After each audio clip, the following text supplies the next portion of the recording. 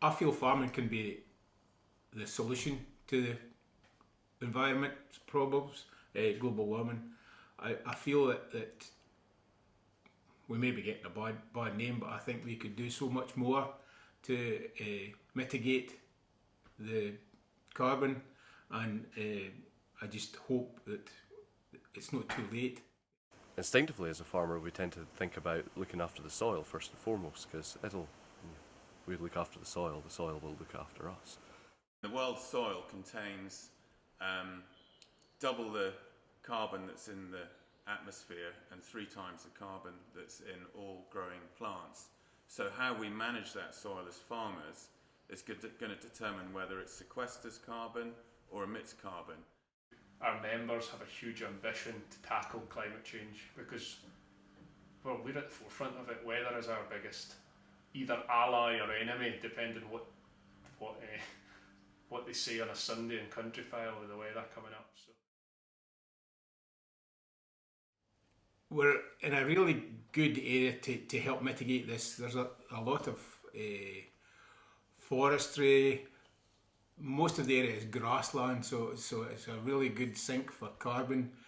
And most folk in this area are fairly extensive, so we're not using loads of artificial fertilisers and stuff like that.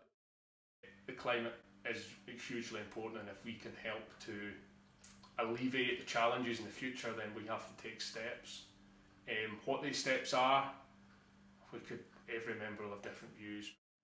If you look at what seems to be the fashion just now of regenerative agriculture or agroecology or holistic management, Scotland has been wearing those badges since day dot, because that's what we do. We grow grass, we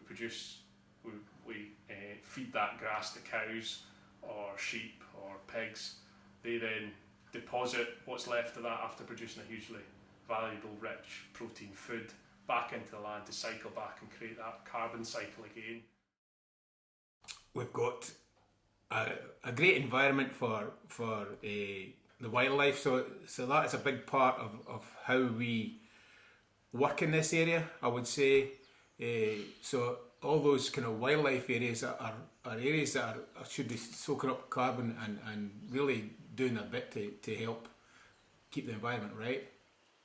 So this farm, this is a hill farm, and it's a peat bog basically. So we do grazing management specifically to improve the biodiversity and the carbon sequestration ability of the peat bog. So the cattle reduce the dominance of the blowgrass, which allows sphagnum moss to grow, and then it self-compresses under its own weight, which builds peat, and that is carbon sequestration at work. Very nice, simple system. For the last 20 years, this soil has not been cultivated more deeper than a few inches.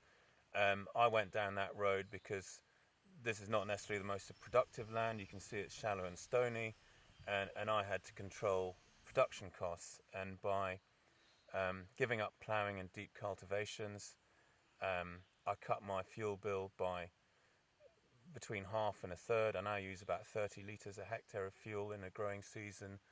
Before I used between 70 and 90, depending on the year. So I knew those savings were coming. What I wasn't expecting was the improvements in soil health that you see after about 5 or 6 years.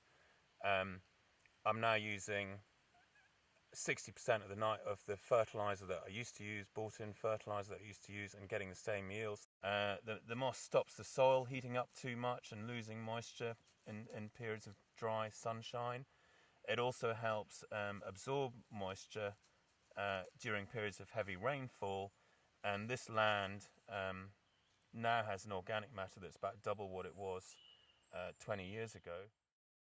The problem with ploughing land is that it exposes more of the soil to the atmosphere, and that causes oxidation of the carbon that's in the soil.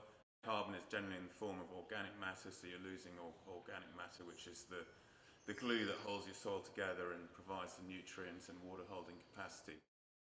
Here we produce milk for Isla Foods, the largest European food cooperative, and I would say they are the most forward-thinking milk or food company that works within Scotland in regards to climate biodiversity.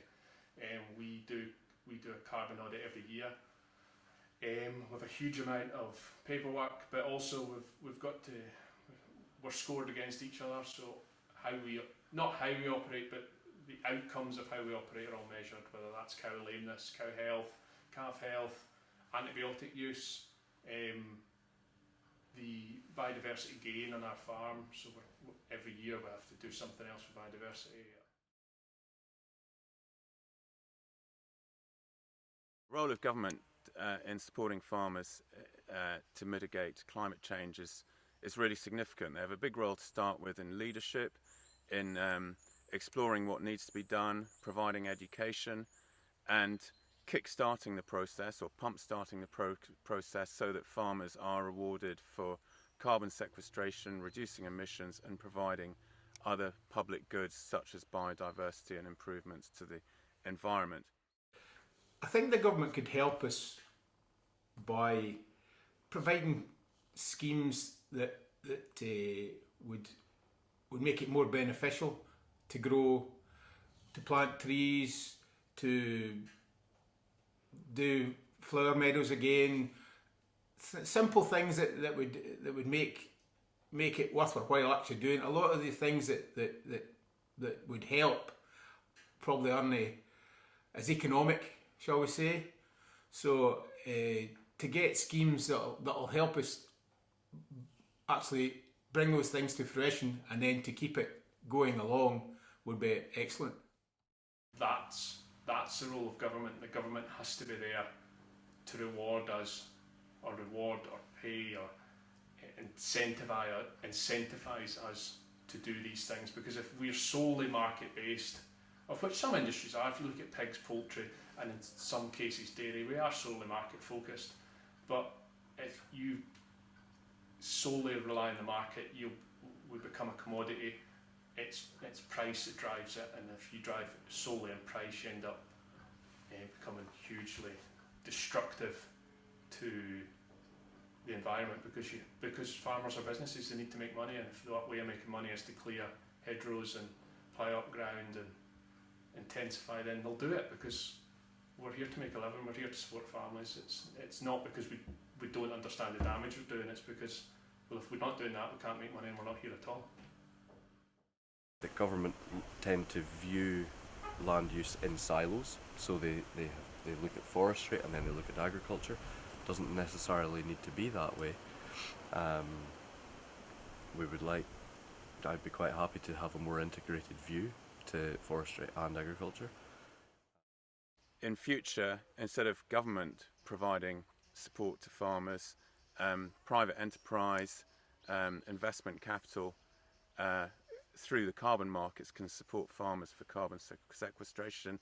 And I believe that in the future we will also see trading platforms and markets develop that allow private enterprise to pay farmers for improving biodiversity and other public goods. Government will always have a role to regulate those markets and ensure that a transition to a green economy is a just and fair transition for all of the population. I think we have an ambition to improve and change, and that change is going to be driven by the carbon agenda and the policies, but we're in a huge policy gap, specifically in Scotland. In Scotland, I don't really know where we are in terms of policy. I get the impression that the Scottish Government are trying to align themselves to EU ideology, but we've left the EU, and similarly they don't seem to be going down the ELMS route either, like they're doing in England. So at the moment, I as a farmer feel like there's the Scottish political element, there's the British political element, and then there's the European political element, and we're in a vacuum in the middle. And my fear is that government policy will focus too much on carbon and not enough on the wider environment. And we're already seeing an effect of that in the forestry policy, which is which has been driven by the carbon argument to plant more and more Sitka spruce trees. But the environmental negative environmental effects of that are really significant and don't seem to be taken into account. So this land drains into the Tarf, which goes into the River Bladnoch, and well, the sphagnum moss, as we showed you earlier, you pick it up and you squeeze it, even if it feels dry to your hand, you squeeze it, and the amount of water it holds is quite something. So it mitigates flooding, simple as that. Whereas if that land were to be planted in commercial forestry, the moss disappears from underneath it. The runoff just goes straight, especially once they clear fell. They clear fell a forest, and if there's no moss and other life in that forest floor, it's acidified, and the runoff just goes straight into the river, kills the fish. That's what stops the river flooding. I feel kind of battered at the moment. We seem to be getting the blame for everything, but it's just, well, I suppose we've taken it for so long, it'll just keep on going again. We just do what we do, and we love doing it, so you just go out and you do the same as you did yesterday or whatever, the same as you did last year. But if we could maybe get a wee bit of help and change things, we could do so much good for the country. There will be changes. We need efficiency is the number one. The more efficient you can become, so reducing bottom inputs, all those leaks from that carbon cycle. So if you're buying synthetic fertiliser or you're leaching nitrogen from your slurry into rivers, or that's a loss from that carbon cycle. Those are the things we need to focus on. If we can get those leaks shored up and plugged, then Scottish agriculture is well on its way to becoming not just carbon neutral, it's hugely carbon negative. But we've got to change. We've got to tell that story. I think that story doesn't get told. Very little we can do in the grand scheme of things, other than what we can do inside our own businesses and on the land that we control. Probably what we can do is try and impact policy making decisions with government. Try and encourage them to listen to what we're saying. All it takes is a change in farming practices, and we see sequestration of carbon into soils. And as soon as that becomes government policy, or the market develops that allows farmers to easily benefit from the carbon they're sequestering, then I think farmers will become far more engaged with the climate change debate and put more thought into how not only they can benefit from it, but they can improve the wider environment in which we live in. Just to leave the land better than when I started farming.